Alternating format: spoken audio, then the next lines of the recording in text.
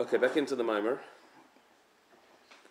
What we saw last week was the Rebbe explained how of the two different techniques to re-inspire yourself, to reconnect yourself when you're uninspired, both of them use the logic of Yisr Na'or Min Cheshech, that you get greater light out of darkness. But they use it in different ways. The first method was you're uninspired, so do mitzvahs, as many mitzvahs as you can, learn Torah, even though you are doing it without any feeling. Do it anyway, with the essence of your soul, with the koich of Mesiras Nefesh that cannot be disconnected from Hashem. You're doing mitzvahs just because you're Jewish. And that will bring back the inspiration. Why? Because light comes out of darkness. There was the darkness, the lowly state you're in. In order to bring mitzvahs to your lowly state, you have to dig deep within yourself, which is the etzem and neshama. So a great light lightens up the darkness.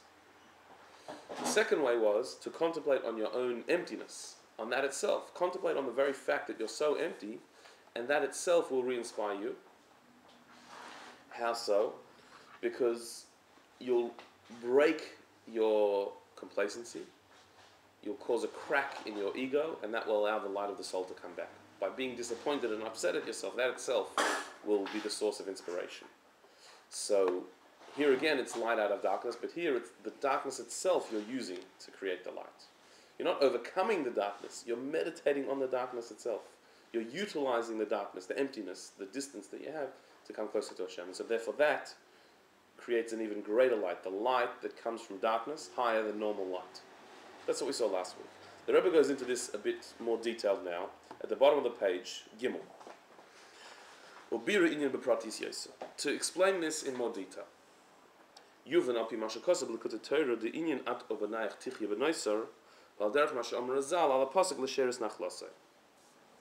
Alter Rebbe in Likutei Torah explains that the line that ends the story with Elisha and the woman, that you and your sons will live off the extra, which we explained as meaning that you and your sons, you, the soul, and your sons, the emotions of the soul, will be revived by the extra light that is created through darkness.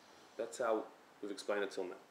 The Alter Rebbe can connect that principle or the concept of the extra, living off the extra, with a saying of the sages, of Chazal, from the Gemara in Rosh Hashanah, on the pasuk that we say at Tashlich, that ends L'She'eris Nachlasai. It says that Hashem gives special favor and forgiveness to She'eris Nachlasai, which means the remnant of his inheritance.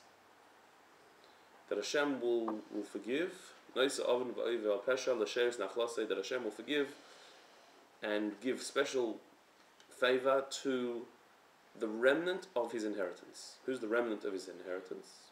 Jewish people, meaning the remnant, the people who are left, who are still around, the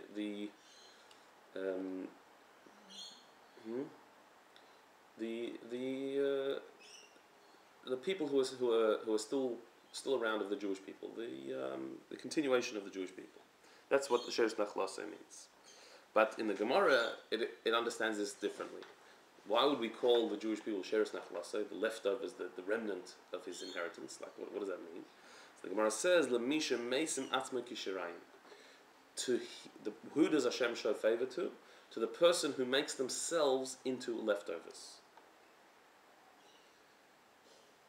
Meaning, somebody who is humble, who sees himself as a leftover, as a remnant, as a side issue, as an offcut. Instead of seeing yourself as the center of attention, the center of the universe, if you see yourself as the shirayim, the leftover, the secondary being, the bit that's left behind, if you make yourself like that, which is be humble, then Hashem shows you special favor. That's what it says in the Gemara. So that's why it's described as She'eris Nachlasei, the leftover of your flock, of your inheritance. It means those who see themselves as leftovers, as secondary, rather than as being center stage. So the Alter Rebbe connects that with the extra, the leftover of the oil.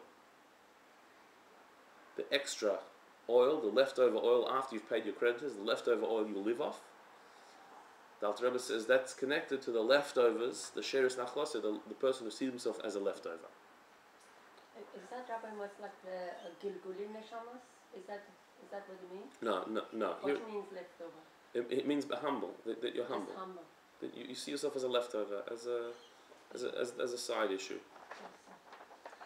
So Muvarasham, the Alter Rebbe explains that this is the top of the next page. The Alter Rebbe explains what's the connection here between the leftover and the extra light. What's going on? The shirayim hema makifim shelamayla mishtalshlis. The word shirayim, leftover, can refer to the makifim, the surrounding lights that are higher than ishtalshlis. How? The light, the divine light that enters into this world in a pnimistic way, the divine light that is absorbed and connected to this world, is only a ray of the divine light. The ikra, but the main light, the main divine light, hamakifim, which are called the makifim, nishalamayla, remains above. And therefore they're called shirayim, leftovers.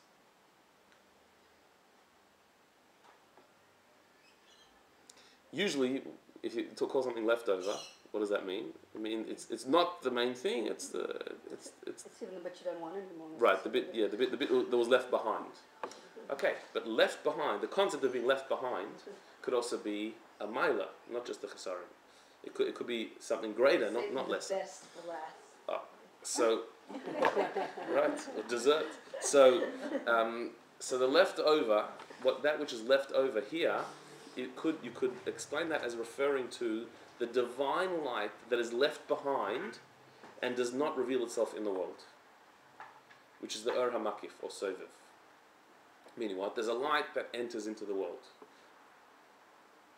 which is called Pnimi. There's a light that does not enter into the world called the Makif. It's beyond the world.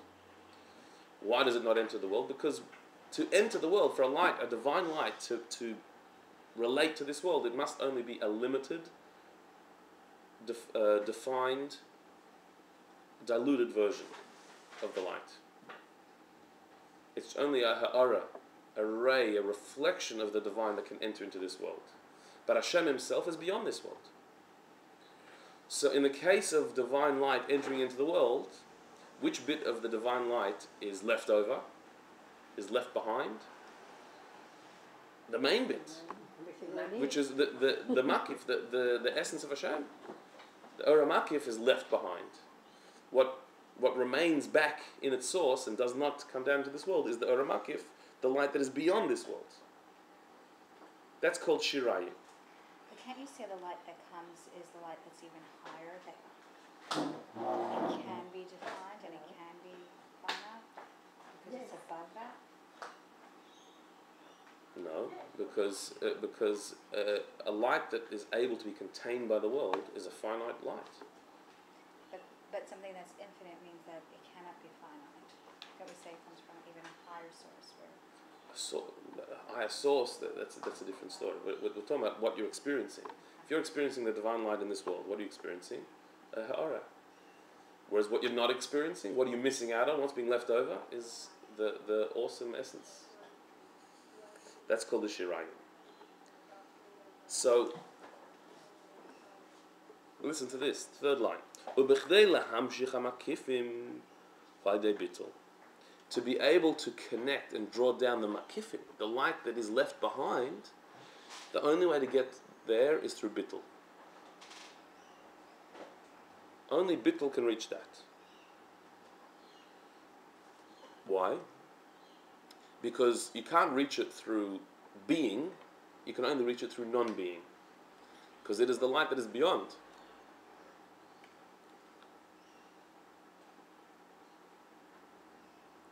So bittul reaches the makifim. He'll explain. And so the Alter Rebbe says, that's why it says, who gets this special treatment from Hashem? A person who makes themselves into a leftover. Who sees themselves as a leftover. Which means somebody who's humble, who has bittul. Bittul, through you literally seeing yourself as a leftover, as that which is left behind, which means you're humble, you see yourself as a side issue, which is bittul, through you having bittul, only through that method can you draw down the makifim which are also the shiraim, the leftover light that is beyond this world. Why indeed? Why is it that through being in a state of bittul, you're able to draw down the makifim? If you think of the makifim as that which is beyond, so how can you reach that through bittul? And why only bittul and no other avoda? So Rebbe explains. The kasher avidasa hi b'chinas metzias.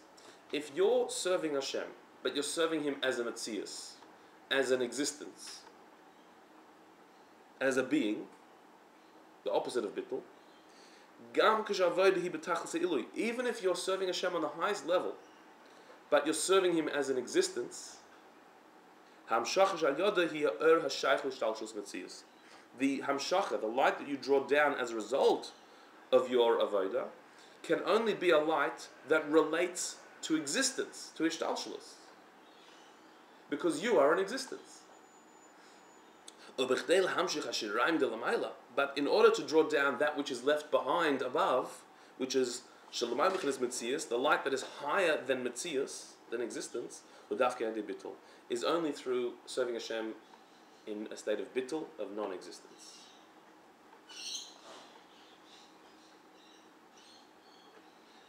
What does that mean? That if you're serving Hashem, doing mitzvahs, learning Torah, doing all the right things, but you're doing it as a metzias, meaning your existence is central to the avodah. You feel yourself. You feel a sense of fulfillment, of achievement. I'm doing something. It's a major achievement that I've learned so much Torah. I'm doing so many mitzvahs. I'm scoring so many points. I'm racking up all this merit for the afterlife. I'm doing so much. So when you serve Hashem in that way, where you're a metzias, you're an existence, and it's about you and how much you're doing and how holy you have become and how high you've reached, it's good. It's very good. It's Torah mitzvahs. It's wonderful. It's amazing. That you're proud that you did mitzvahs, fantastic. That you feel good about the fact that you learned Torah, that's wonderful. It's all good. But it's metzias. It's limited. It's limited to your existence. And therefore, I don't have any more. And therefore, the response, the divine response that you'll get from that avodah is also going to be limited. Because your avodah is limited to your metzias, so therefore the divine light that you draw down is a limited light, one that is also a metzias, an existence. How can Hashem be an existence? How can Hashem be limited?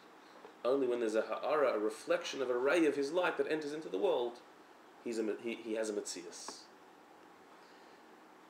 To reach the light of Hashem that's His self, which is beyond metzias, beyond existence, beyond limitation, you have to serve Hashem in a way that is beyond existence, which is with total bittul. Which means you're serving Hashem, doing mitzvahs, learning Torah, but it's not about you. It's not about how much you have scored, how much you've achieved, or how much you're fulfilled. It's about Hashem's will, the divine light, what Hashem wants, His mission. It's about Him, not about you. When you serve Hashem in a way that's beyond your metzias, then you draw down a light of Hashem that is beyond metzias, beyond existence, which is the makif. When you make yourself into a leftover, then Hashem's leftover light that's left behind is drawn down. These are two totally different ways of serving Hashem. And here again, we're not talking about good and bad here. We're not talking about people who do evil things and people who do good things. We're talking here about people who do mitzvahs, learning Torah, doing the right thing. There's doing the right thing as a metzias, where your ego is mixed in. And then there's doing it where it's just not about you. I think you did a good thing, like you're happy. Like, you feel good. So that's already Metzias? It's Metzias. Yeah. It's not bad. It's not bad. It's very nice. It's wonderful. But if you feel good because you had bittul. You did it. What is it going to be a bittul? Oh, I see. Then look at me, I'm so bittul. Yeah. So in and of itself, it's very good. It can become self-righteousness as well. have to be careful that this feeling good about your mitzvahs can also become self-righteous. That, like, look how good I am, and you become condescending to other people, and very very harsh on other people, and feeling that I do all these mitzvahs. What are they doing? And it can become a very unpleasant person. Somebody who is not righteous but self-righteous. They're quite annoying to be around. I don't have any more. Sorry, I gave them out. I think people took them home, maybe. Yeah, So, one sec here. There might be one more.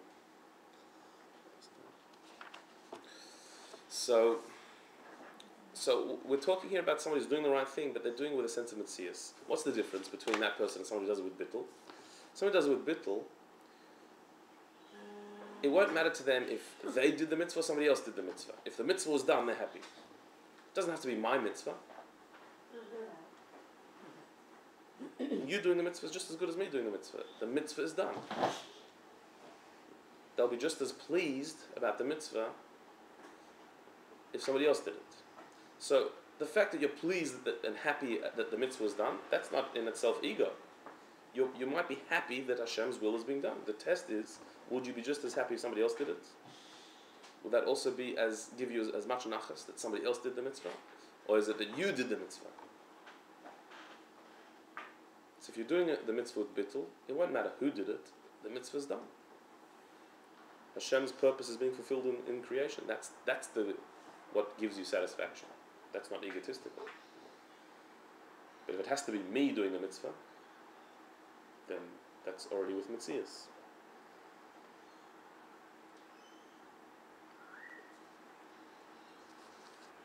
it's a high level, isn't it? Very high level. Yeah. And what's happens? What's the difference? Like this light comes down and this light. What? It's the difference between maamar and which we'll see. It's a totally different thing. So another difference will be that if you're doing the mitzvahs with mitzias, so then you'll pick and choose the mitzvahs that you see as important. This is a big mitzvah. I want to be doing this mitzvah. You have another mitzvah that is expected from you. Okay, but I like this one. I think this one is more important. That's you. When you're doing mitzvahs with bittul, it's what does Hashem want from me? If he wants this, that's what I do. If he doesn't want that, fine. It's what Hashem wants, not what I want. It's a completely different attitude and approach to mitzvahs. And so therefore the divine reaction is completely different. That when you're doing mitzvahs with a mitzvah, with your mitzvahs, with your existence, so therefore the light that's drawn down is an existing light. A light that relates to existence. A light that's within Ishtalshamus, which is called the Opnimi. But when you do a mitzvah, having transcended self, then you draw down the transcendent light that is beyond mitzvahs, the Or HaMakif. How would you be doing the mitzvah if you give it to someone else? You're saying in a bittul way. No, I'm saying a sign that you're doing with bittul is that it wouldn't matter if somebody else did it. I'm not saying you did the mitzvah and somebody else did it. I'm saying a sign that you have bittul is that it doesn't bother you if somebody else does the mitzvah or you did the mitzvah. It gives you the same satisfaction. Yeah? Where does that self-esteem come in, kind of? Like, it always has to be bittul. You can only have self-esteem if you have bittul. You can't have self-esteem without bittul. Because self-esteem means that you have a higher mission. What's the difference between self-esteem and arrogance? Arrogance is that I'm a metzias. And that leads to misery. Self-esteem is that I have a worth, I have a value, which means I'm serving a higher purpose. So that's bittul. That's bittul? Yeah. Yeah. It's confused often. Yeah, Very, very. it's like, yeah. Yeah. So, the Rebbe adds here in brackets now, square brackets, halfway down the paragraph. Kimvur b'gam b'Torah Ala pasuk Hashemayim kisi va'aretz adem ragli. Eze bayis vel ze abit el onim nechei ruach. In Torah, the Alter Rebbe quotes a pasuk from Yeshaya, from Isaiah, that says, "The heavens are my throne, the earth is my footstool. So what house could you possibly build for me?" This Hashem says to the, you're building a house, a Beis Hamikdash, a home for Hashem. The heavens are my footstool, are my throne. The earth is my footstool. Meaning, the whole universe is like for me a little piece of furniture. Now you're going to build a house for me. And then Hashem says, and do you know what I will look at? Do you know what I will dwell with? With the poor and the lowly of spirit. So Pashtus, a simple explanation of the pasuk is that Hashem is saying that what you think that you need to build a palace for Hashem, I'm too big, too infinite for any palace you could possibly build for me. So what can you do? When there's a needy person, a poor person, I'm with them. That's where I dwell. I dwell with the needy and the poor. Not in grandeur and bigness, but in simplicity. That's where I dwell. That's the simple explanation of the pasuk. So the Alter Rebbe explains this al pi chassidus in an unbelievable way. The Alter Rebbe explains, "The hamshach ashal hashemayim va'aretz shem Torah shemayim u'mitzvos aretz u'erpnimi." The Alter Rebbe explains, the divine light that's drawn down through heaven and earth, referring to Torah and mitzvahs. Torah is heaven, and mitzvahs are earth. That divine light is a erpnimi, is a limited divine light that is an internal light. But to build a house, which is makif, to draw down the makifim, the baisu makif, skip the brackets, who are bitul onin ruach.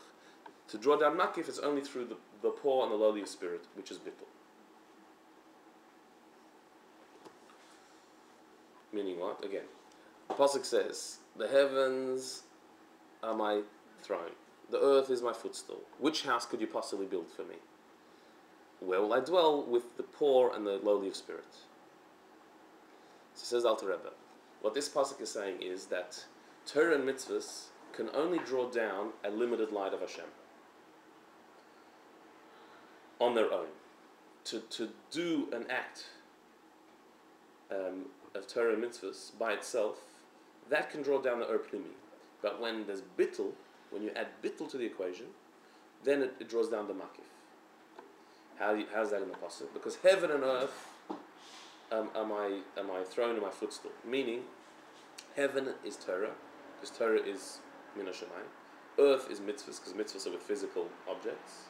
Heaven and earth, that could be my throne, my footstool.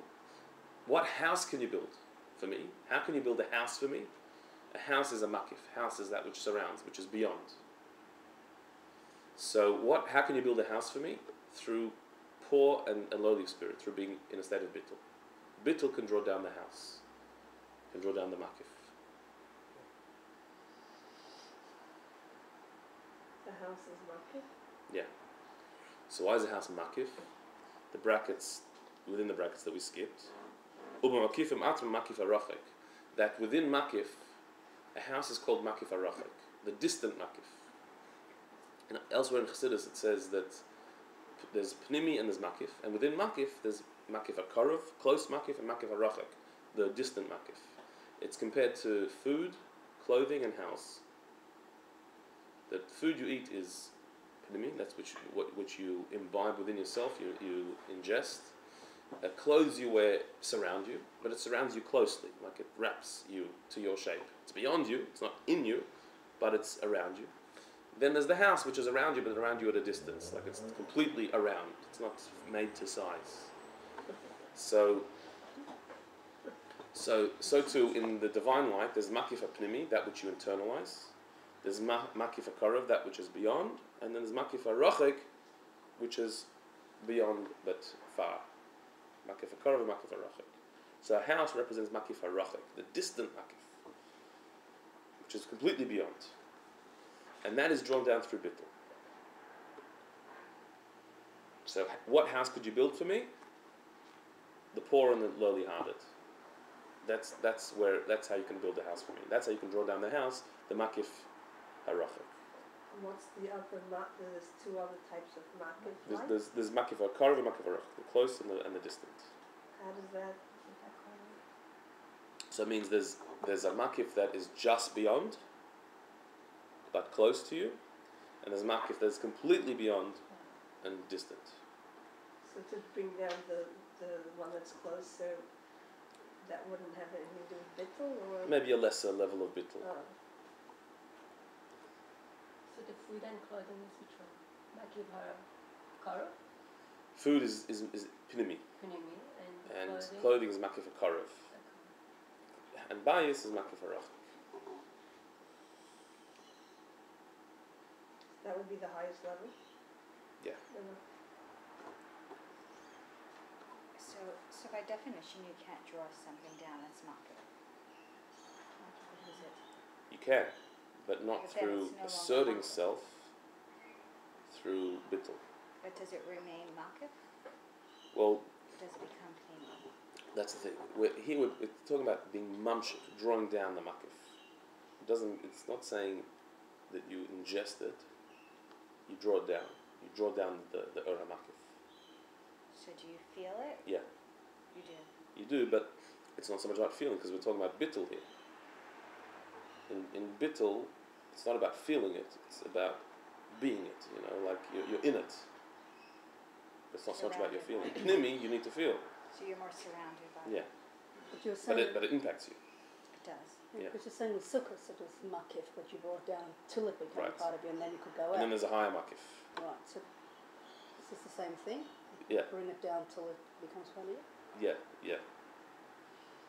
We say the Avos had that bitul that they did will of Hashem, they were like chariots of Hashem, right? Yeah. So what is there anybody else in that level? Can you And get all to that tzaddikim, aura all tzaddikim are on that level, and even Rabbi is on some level of bittul. They get to that level. Sure. What about a regular Here person? it's saying we can all. What else? Yeah, this is saying this this is is talking to talking to us. Yeah. I see, okay. Yeah, it's saying this is. Yeah, we had no. The difference is that tzaddikim are like this all the time. We can be like this sometimes. Sometimes we can do this. But the tzaddik is always like this. You can do it sometimes. Do something with bittul. Every now and then. Once a month.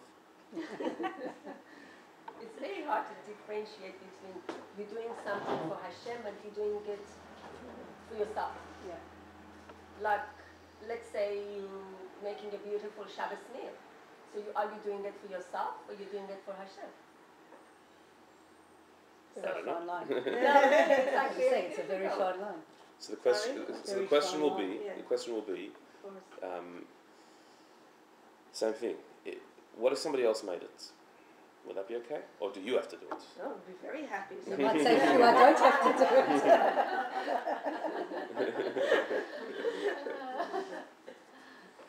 That's also not good. Like you want someone else to do it. Like, who can do this? I want to get myself out of it, kind of. I could be doing it anyway.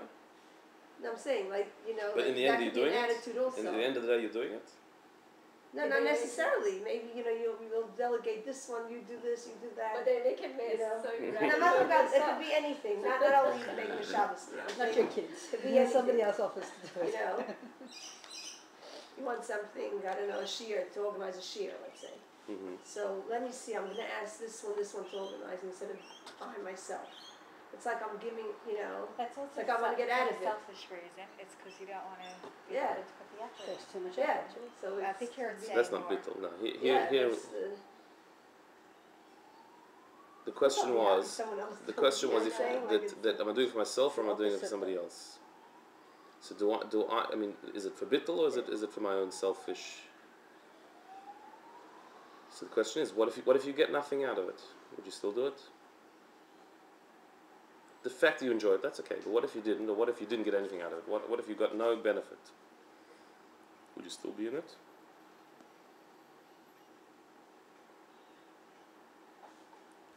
We go through so much trouble to organizing it and make it happen. So isn't it part of really, we didn't want to go through this trouble.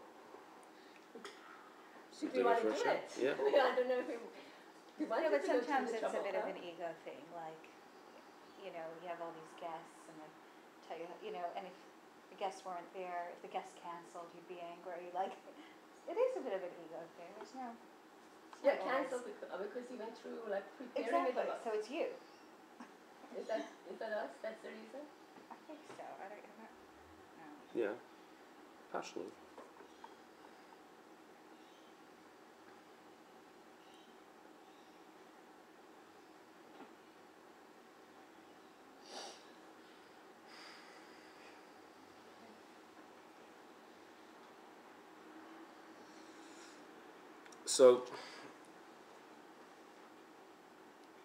So let's continue. After the square brackets. Umvar l'kutei Torah. Sham. So the Alter Rebbe explains there in l'kutei Torah. D'zeh ma she'omer Razal al ha'posuk v'at u'benach tichi b'noisar at she'yichu meisim. There's a medrash that adds another element to this and says that, okay, we just explained, Alter Rebbe explained that somebody who is she'eris, who makes themselves into a leftover, draws down the leftover light of Hashem. When you're in a state of bittul, then you can draw down the light that is beyond Metzias. Because you're not beyond Metzias. You've transcended self, so therefore you draw down the transcendent light. As opposed to when you do mitzvahs stuck in yourself, you draw down the light that's stuck in Metzias. And that's connected to what it says here, At u'benach tichya b'noisar, that you and your children will live off the extra, the leftover. What's the leftover? The Alter Rebbe connects it and says the leftover means the light that is beyond, that is left over, the left behind, the Ur Makif. That what's being drawn down through the avoda of Kelim Reikim, empty vessels, what's being drawn down is the leftover, the light that's beyond. Which is the Makif Harachah. Yes. Yeah. So it's not really leftover in the sense of unwanted, it's just higher Yeah. level. Correct. And so the Alter Rebbe says, and that's why it says there's a medrash on that pasuk, At u'benach tichya b'noisa, that you and your sons will live off the leftover, ad she'yichu yamesim, until tchias yamesim. That's what the medrash says. Which is a little bit hard to understand. What does it mean? In the simple reading of the story, that you and your children will live off the leftover oil, says the Medrash, Yichyud, you'll live, meaning until when you live again at Tchias HaMeisim. That the extra oil will last you till Tchias HaMeisim. Okay? I mean, nice. So it might be just saying, a lifetime. You've got a lifetime supply of oil now. Till Tchias HaMeisim. So Alter Rebbe explains that, no, it's saying something much deeper than that. The leftover oil, refers to the light that is left over as makif, that is left behind, that is too high to come down. And within makif itself, it's referring here to the distant makif, the makif harachik, which is atik, which refers to the level known as atik. The arich hu makif hakarev, the atik hu makif harachik, because arich refers to the close makif, atik refers to the distant makif. Explain in a minute. V'zeu tichya b'noisar ad she'yichya meisim, and that's what it means, that you will live off the leftover, meaning you will connect to the leftover light, the light that's beyond, until tchias hameisim. What that means is that tchias hameisim hu ayidei talud nakif matika, because it says in the Zohar that tchias hameisim comes about through dew that drips down from the level of atik. So the when it says in the Medrash that you'll live until Tchias HaMeisim, that you'll live off the leftover right up until Tchias HaMeisim, what it means is that the leftover, the makif that you're drawing down, is from the level of Tchias HaMeisim, from the level of Atik, from which the dew drops down to revive the dead. Okay, let's go on. No, I'm joking. What does that mean? Sound like Atik and Arich are two levels of Keser. There's a debate in Kabbalah about the sphere of Keser. Is the sphere of Keser one of the 10 spheres, one of the part of the system of the spheres, or is it something completely separate and beyond, a different category? And sometimes in some Kabbalistic systems, Keser is counted as one of the spheres, and sometimes it's not. Sometimes it starts with Keser Chachma Bina. Other places, no, it's Chachma Bina Das, and Keser is not counted. Not that it doesn't exist, it's not counted as a part of the spheres, it's a separate, higher thing. So, and throughout Kabbalah there's this tension, whether Keser is in or out. Is it the source of the spheres and a part of them, or is it a source that is beyond them and separate and outside of them? This contradictory way of looking at things went on until the Arizal. The Arizal settled this problem and said that there's two parts of Keser, and both are right. There's a part of Keser that is the source of the 10 spheres and therefore relates to the spheres. Then there's a part of Keser that is beyond the 10 spheres and doesn't relate to them at all. Is completely up higher and beyond. And this duality of Keser sorts out a big Kabbalistic theological problem. Because the whole system of the spheres, the idea of the 10 spheres, is to try and explain how did we get from absolute oneness, which is Hashem, to complete multiplicity, which is this world. How did one get to the other? If a being who is one expresses oneness, then what should be created is oneness, not separateness. And yet there's this multiplicity of the world. And so the whole Hishdalshlus system is to try and reconcile how did we get from godliness to physicality in a way that makes sense. So one answer is that the answer is the 10 spheres. What is the 10 spheres? It's Hashem emanating a personality, taking on an existence, a divine existence, but an existence. The 10 spheres are like a middle ground between godliness and world, because the 10 spheres have a bit of both. On the one hand, the 10 spheres are godly. They're godly emanations, divine emanations. But at the same time, they are somewhat of a shape. Each sphere has a particular flavor. Chesed is chesed. Gvura is gvura. They're different. There are 10 of them. Not infinite and not oneness. It's already with a number. So spheres is something that has a bit of shape, a bit of form, which God doesn't have. Hashem is beyond shape or form. So therefore it's a bit worldly. But they're godly lights. They're divine lights. They're not something else. They're godly. So the 10 spheres were created, but there's still godliness. And that is a medium ground, a middle ground between existence and godliness. The physical existence and Hashem. That's what 10 spheres are there to achieve. Each one of the 10 spheres is a step further down. So starting from Chachma and going down till Malchus, each level you get a bit closer to worldliness and a bit further from godliness. So Chachma is that point of total bittul, where there's nothing really else but the divine. Bina is then building that further, but that's still all within the realm of intellect. Emotions, once you get down to chesed and gvura, so emotions are already relating to something outside of you. As opposed to intellect, which is you, your mind, emotions are reacting to something outside of you. So there's more room for outwardness. All the way down to malchus, which is action, which there's already room for a physical world. So each step of the spheres is allowing more room for world. The higher you go, the less world there is, the more godliness there is. The lower you go, the more world, more room there is for a world, and the less godliness there is. It's filtering down. So that's wonderful. That solves a huge problem of Hashem and creation. But then you can ask the same question between Hashem and the spheres. we had the question, okay, you got Hashem, who is a completely simple, unified, infinite being, and you got the physical world. There's too much gap between them. So the spheres creates a bit of a bridge. That solves one problem.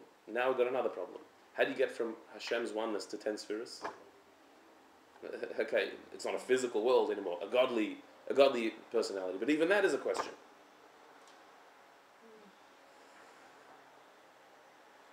And so that is answered by Keser.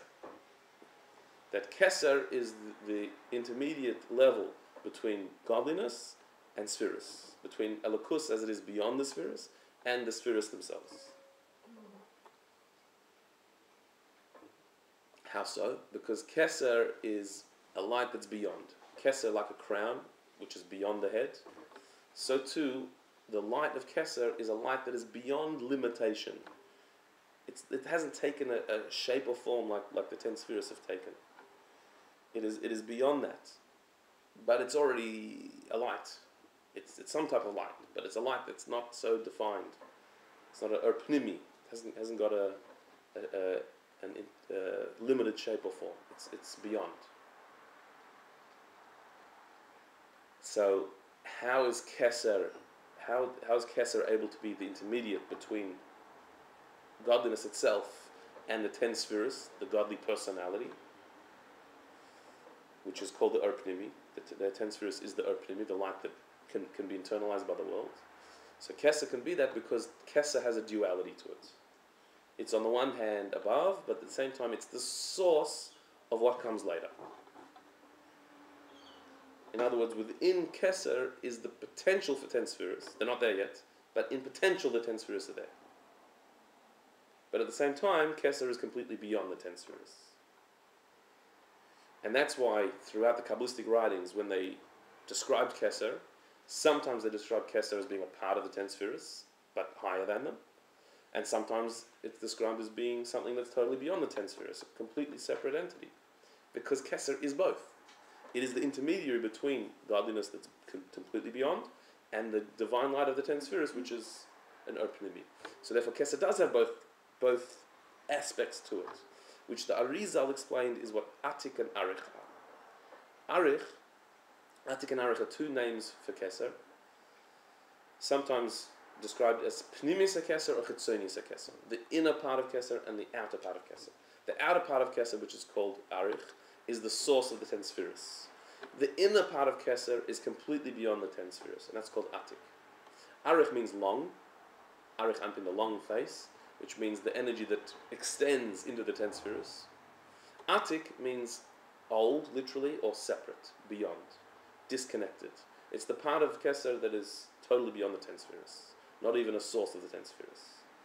Arich is Makif HaKarov. It's Makif, but it's close. Atik is Makif HaRachik. It's a Makif that is far, totally beyond. And it's called Panini. Yeah, it's Even not Pnimi as opposed to Makif. Yeah. It's Pnimius HaKeser. Panini is It's the Keser. deeper self of Keser. Okay.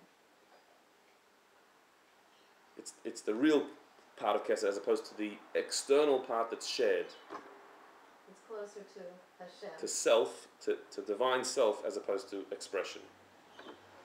Do we really believe that this is how Hashem created the universe? Or is this just a construct for us to understand how Hashem created the universe? No, this is really it. This is Hishalshalos. This is how it happened.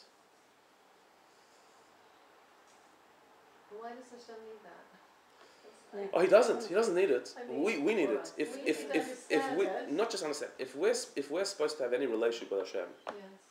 so then the way we were created has to be in a way that flows. There must Hashem could have just created the world. Yes, No that's what system. I He doesn't mean. need a system. That's- Just create the world. That's fine. But then that world will have no relation to him. We'll have no way of talking about him, relating to him, because it doesn't trace back to him. There's no logical step from him to the world. So there'll be a complete disconnect between him and the world. He could have done that. But then the world, not he would be missing something, the world would be missing a relationship with him. Whereas by creating Hishtalshalus, what Hishtalshalus does is it means the world can trace itself back to him. Not because he needs it, because the world needs that means of relating. It's like when you have a conversation, that one topic leads to another, you can sort of trace it back to the original conversation, right?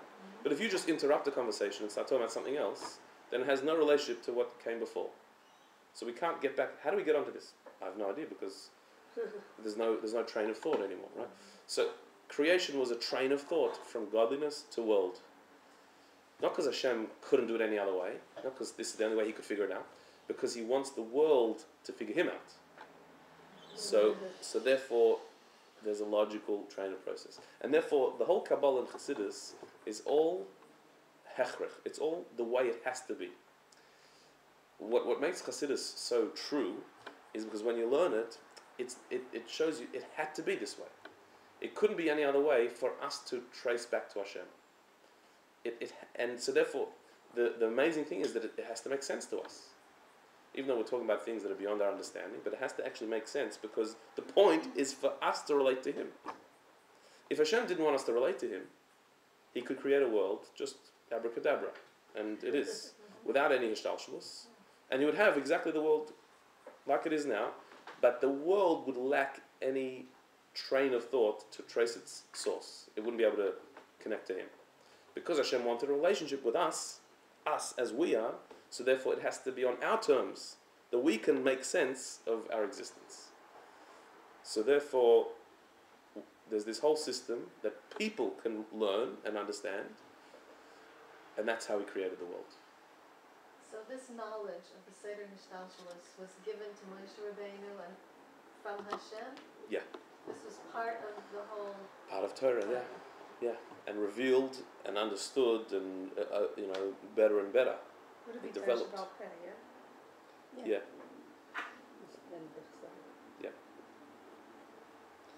They And say like in Tanya, like the Torah Shabbat. Yeah. Of Chassidus, Yeah. which is Torah Shabbat Peh of Okay. Torah. So, so the Arizal, for example, because of his, not just because he was a brilliant, clever man, because he reached a very high level of asaga, so he saw and understood levels that until him was seen but not so clear. So the earlier Kabbalists perceived Keser and described what they perceived. Some of them saw this part of Keser, some of them saw that part of Keser. The Arizal came and saw the whole picture, and so therefore they're all describing the same thing. It's not arguments like debate. It's like, okay, he saw that. The Arizal saw the whole picture and shows how they all reconcile. So do we have the knowledge that earlier Kabbalah who reached that level and saw it didn't have? But Yeah. we have the knowledge Yeah. now. Yeah. Even though we don't see it and we don't really know what we're talking Right, about. because others saw it and explained it to us. And then we have Chassidus that actually made it make sense, made the whole thing make sense and personalized it, how it works in Avodah. But years ago they didn't know this information. Like Either they didn't know it or they didn't have the full access to the information. vocabulary or Yeah, something. yeah. Like till the Arizal, Kabbalah was very, very inaccessible. The Arizal systemized the whole system, and so anyone who comes after him just can read what he perceived. Doesn't mean you perceive it, but you're aware of levels that weren't Which known is before. the Arizal's works. They're called the Kisvei Arizal, Shara Kavanas and Kote Torah and Shara Psukim, and there's all different svarim that he didn't write them, his Talmudim wrote them. And then Chassidus is based on And then that. Chassidus is, yeah. Is there a system to Chassidus? Like, it seems that when we learn a maamar, we start with the pasuk, which is taken from somewhere in the Torah, you're like, there, and we start this incredible journey through the meaning, the inner meaning of the pasuk that takes us to a whole other place. Yeah. But did the Rebbeim want to sort of give us a whole systematic understanding of all the spheres in this way, or is it just that they explain like one little tiny bit and one little tiny bit and one little... So there is a system, Yeah. but it's not linear, it's more circular. Meaning, Torah does not have a beginning and an end. Torah is infinite, like a circle is infinite. So other topics, if you're studying psychology, or you're studying geology, or manicurist studies, whatever that's called. So there's a beginning and an end. There's the basic, the introduction. This is the principles you need to know first, and then based on that we can build on further. And there's more intermediate and advanced studies, and like it's graded, and then it ends at a certain point. You've finished. You've covered this. You've studied everything there is, and that's it. Here's your certificate. Sorry? Here's your certificate. Right. Yeah. Torah is not like that. There's no beginning and end to Torah. So, have you ever noticed? There's no like introduction to Torah. Let's start with Bereshis. You know, so you open Bereshis, and it talks about Choshech al Pnei Tehom and all these. You don't know what it's talking about. You're thrown straight in the deep end. There's no, or you say, okay, let's just maybe we should just start with Gemara. Let's start Gemara, and you open up Gemara Brachas, and start talking about all these Kohanim eating truma. Well, this is the beginning of the book, and it hasn't told me who Kohanim are, what truma is. There's no beginning of anything. Wherever you learn in Torah, you're in the middle, because it's a circle, and wherever you go, it's never finished. That's true about all Torah, and certainly about Chassidus as well. So the Rebbe, what they did is, so it's Parshas Vayera, this is the Haftarah, so we'll use that as the springboard to teach something, and so you learn this idea. You didn't get an introduction to it, and it doesn't finish. You're thrown into the middle of something, and you have to try and piece together. But the more you learn, so it's not just if you learn 3 maamarim, for example. If you learn 3 maamarim very well, it's not 3 maamarim you've learned. It's 3 times 3 times 3. It's a because each maamar sheds light on the other one. So you've learned this maamar better because you learned that maamar, and this concept is revealed because of that one. Every maamar has one thing it's honing in on, and then a lot of other things that come in peripherally as a side thing. And that's the only way to learn Torah. You jump in wherever and you keep going. Doesn't it say that the Rabbi Rashab was the Rambam of Chassidus. He systemized it, meaning he took things and organized the ideas very well. That's true. But even there's not like the Rabbi Rashab's introduction to Chassidus that you begin here, and it means he put the ideas in a very systematic way. That he did, yeah. But there's people now that have organized it later, not the Rabbi. Like, isn't there Sefer Erchim or something? Is that from Rabbi Khan? Yeah, well, that's Isn't that all in like Aleph? that's alphabetical order. It's not introduction, It's basic still Aleph, concepts. Yeah, it's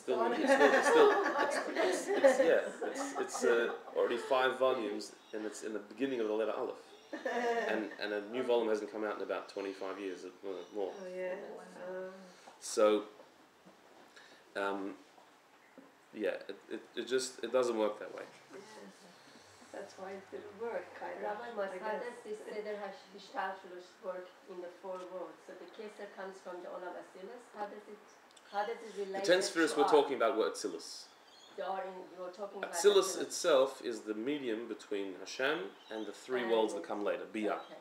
So each one has the Sephiros by their own? Each one has its own 10 spheres. And Keser is only. Each one has Keser. Each one has Each one Keser. Yeah. has a Keser. The Malchus of one level becomes the Keser of the next level. But it has the lower part of Keser, yeah? It has both. But in its world. But in the lower Generally, when we talk about the 10 spheres, we're talking about the world of Atzilus.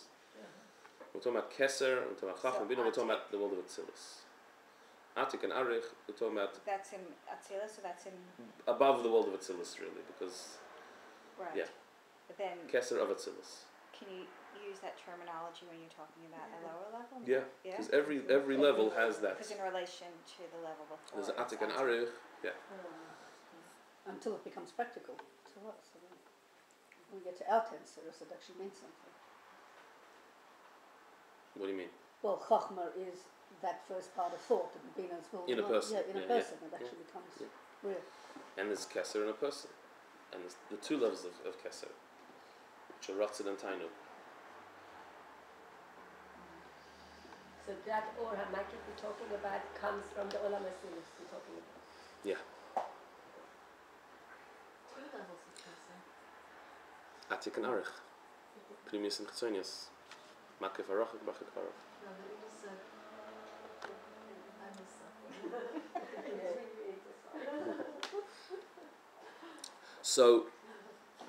So when it says that you will live off the extra until Tchias HaMeisim, what does it mean?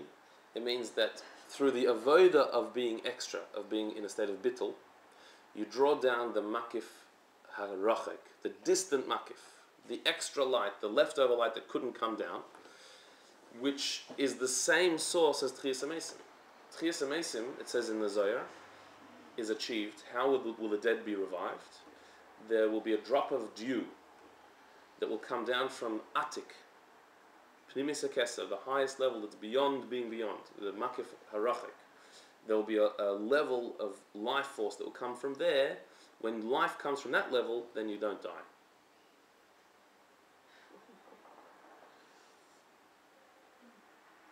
And that's where Tchias HaMeisim will come from. And so what it means here when it says that, in the Medrash it says that At u'banach tichya b'noisar, you, your soul, and your children, which is the emotions of the soul, will live off the extra, off the light that you draw down, ad Tchias HaMeisim, until Tchias HaMeisim. What it means is that when your avoid is on this level of bittul, of total bittul, you actually draw down from the same level as Tchias HaMeisim, the level of Atik, the Makif Harachik. You connect to that level as well. How does that affect your avodah? How does that impact you?